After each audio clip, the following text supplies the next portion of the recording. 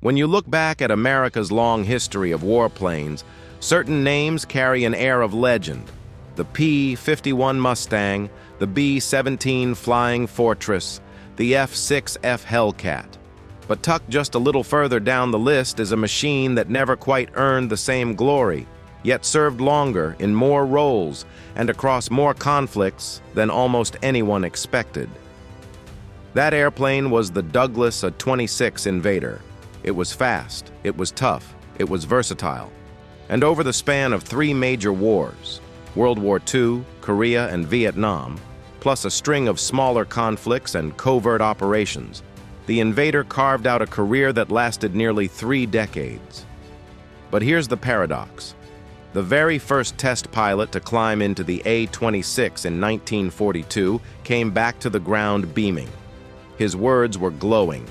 The plane was ready for mass production exactly as it was. In his eyes, this was a winner. Yet when the 5th Air Force received its first examples in the Pacific 2 years later, the reaction could not have been harsher. General George Kenney, their commander, fired off a message that left no room for doubt. We do not want the A-26 under any circumstances as a replacement for anything. How could one airplane inspire such opposite reactions? Love at first flight on one hand, total rejection on the other. That's the story we're about to explore. By late 1940, with war raging overseas and America still officially on the sidelines, the U.S. Army Air Corps sent out a call for something new.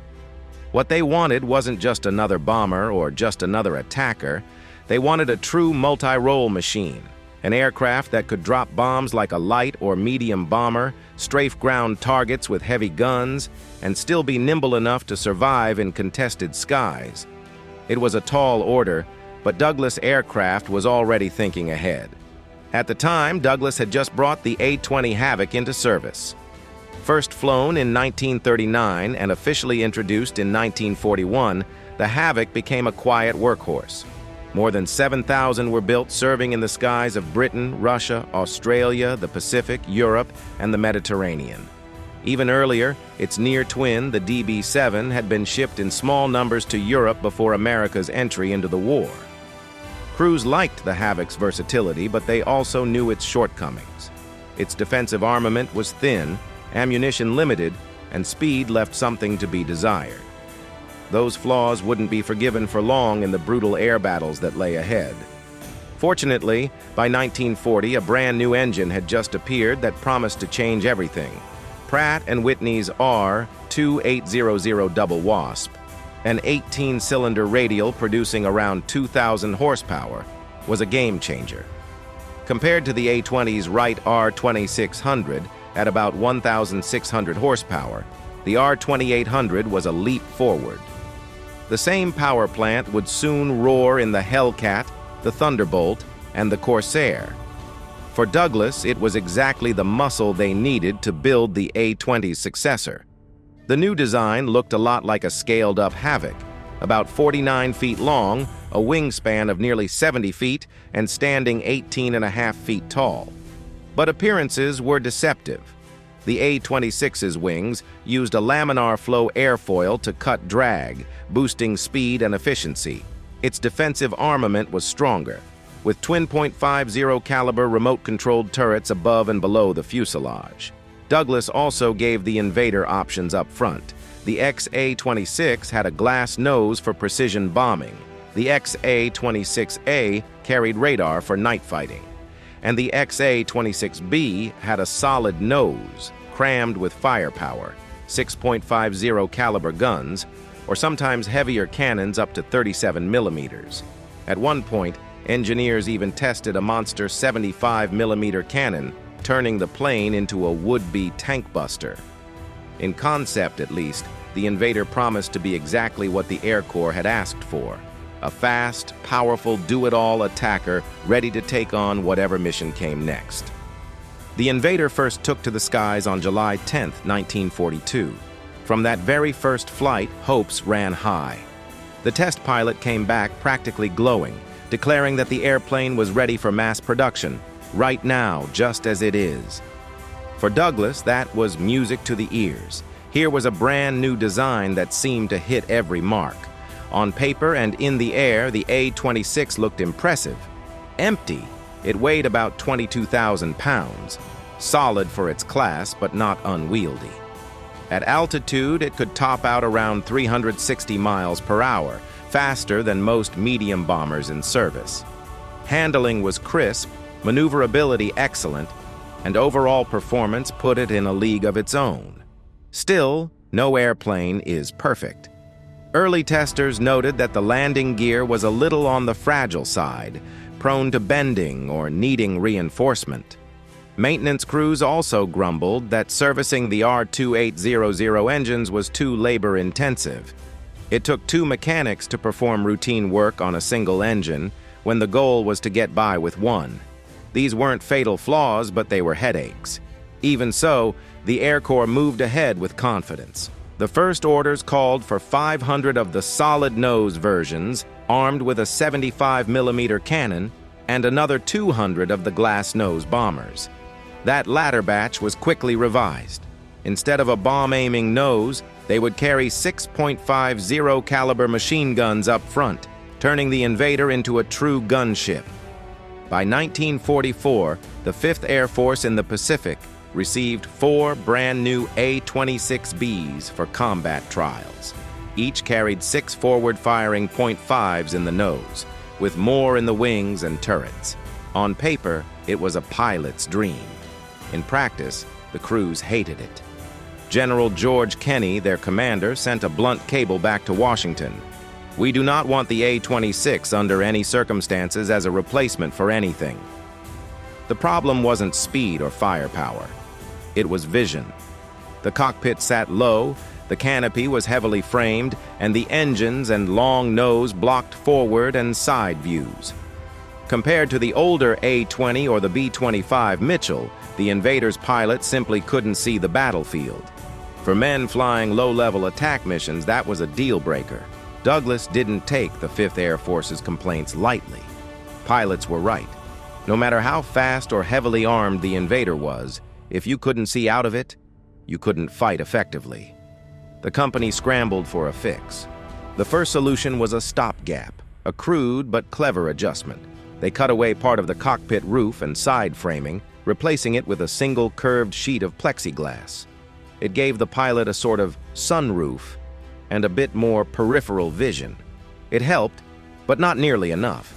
The nose still stretched far ahead, the engines still blocked the sides, and heavy framing continued to get in the way. By September 1944, a more permanent fix was ready. The redesigned canopy was almost entirely plexiglass, with the framing cut down to the bare minimum. The cockpit itself was raised slightly, no longer flush with the fuselage but perched just above it. For the pilot, the difference was immediate. At last, he could see forward over the engines and nose, up above and off to the sides. The timing couldn't have been better. That same month, 18 Invaders were sent to Europe for trials with the 9th Air Force. In their first missions, pilots praised the airplane's speed, bomb-carrying ability, and ruggedness. The glass-nose version in particular gave excellent visibility for bombing runs, while the solid-nose model still drew some grumbling. Overall, though, the reception was far warmer than in the Pacific. From October 1944 to the end of the war in May 1945, A-26s in Europe flew nearly 11,600 sorties. They dropped close to 18,000 tons of bombs, lost just 67 aircraft, and even claimed 7 confirmed air-to-air victories. In one dramatic encounter, about 30 German Bf-109s swarmed a formation of Invaders. 3 Invaders went down, but the rest fought back fiercely, reporting 8 German fighters destroyed. For a medium bomber, that was an impressive exchange. By war's end, the Air Corps had contracts for 7,700 A-26. Roughly 2,300 to 2,500 were actually built before the shooting stopped. The rest canceled, as the need for piston engine bombers vanished almost overnight. Even so, the Invader had proven it could survive its rocky start and earn its place on the battlefield. With World War II fading into memory, the Invader's story was far from over. In 1948, the U.S. Air Force reclassified and renamed it. From that point on, the A-26 would be known as the B-26, a change that often caused confusion with the earlier Martin B-26 Marauder, but the Invader was a completely different machine. Its first big test in the post-war world came in Korea. When war broke out in 1950, the United States had no large fleet of jet-powered bombers suitable for low-level interdiction. The B-26 stepped into that role with ease. 3 main units operated the type, and together they flew thousands upon thousands of sorties. The Invader excelled at night bombing and close support, often ranging deep into enemy territory to strike bridges, rail yards, and supply lines. By the end of the conflict, 154 Invaders had been lost in action, about 6% of the roughly 2,500 built. But their impact was massive. They destroyed an estimated 40,000 vehicles, 400 locomotives, nearly 4,000 rail cars, and even 7 airplanes caught on the ground. For North Korean logistics, the B-26 was a nightmare that never seemed to let up. And then came the shadows of the Cold War. In the hands of the CIA, the Invader became a covert tool, popping up in hotspots around the globe. In Indonesia in 1958, the CIA used a handful of B-26 to support rebels trying to topple the government. That plan unraveled when one of the aircraft was shot down, the American pilot captured, and Washington's involvement exposed. Just 3 years later, in 1961, B-26s were again in the headlines during the ill-fated Bay of Pigs invasion. 17 Invaders, flown by Cuban exiles and painted in improvised markings, attacked airfields and supported landings. The mission collapsed in disaster, with 8 or 9 aircraft shot down and the rest abandoned in Nicaragua. The airplane also turned up in Southeast Asia. In Laos, B-26s flew limited reconnaissance missions between 1961 and 1963 until political sensitivities forced the plug to be pulled. In Vietnam, the story was more direct. Under Operation Farmgate, B-26s were painted in South Vietnamese colors but flown by American crews, with at least one Vietnamese on board for plausible deniability. They trained local pilots, flew reconnaissance, and carried out light strike missions. 4 were lost in that early phase. Later, Invaders returned in small numbers for more combat duty, lingering until 1969 in very limited roles. And across the world in Africa, the Congo crisis of the mid-1960s saw Invaders back in action once more. 4 aircraft, flown by Cuban exile pilots, supported the central government against rebels, even helping to free hostages. They stayed on station until about 1967 before being returned to the United States. From the frozen mountains of Korea to the jungles of Southeast Asia, from covert CIA hangars to African airstrips, the Invader proved it could adapt to nearly any setting. It was a survivor, never glamorous, but always ready for the next fight. When you stack it up against the great warbirds of history, the A-26, later the B-26 Invader, doesn't always make the front page. It wasn't as famous as the Mustang, as beloved as the Flying Fortress, or as feared as the Thunderbolt. That's why it's often been labeled underappreciated. Its limited use in World War II meant it never captured the public's imagination the way other aircraft did. But the truth is, the Invader earned every bit of respect. It was fast for its size, maneuverable in a way few medium bombers could match, and astonishingly versatile. It could carry a heavy bomb load, bristle with machine guns, and take punishment that would have broken lesser planes. From the closing days of World War II through Korea and all the way into the shadow wars of the 1960s, the Invader kept showing up, ready to serve. Few piston-engine combat aircraft had such a long and varied career. And perhaps the most fascinating part is that paradox we began with. the test pilot who thought it was perfect versus the combat crews who rejected it outright. In the end, both were right in their own way, and that tension is what makes the Invader's story so compelling. For me, the A-26 didn't just invade battlefields, it invaded my heart. If you've enjoyed this journey, don't forget to like, comment, and subscribe.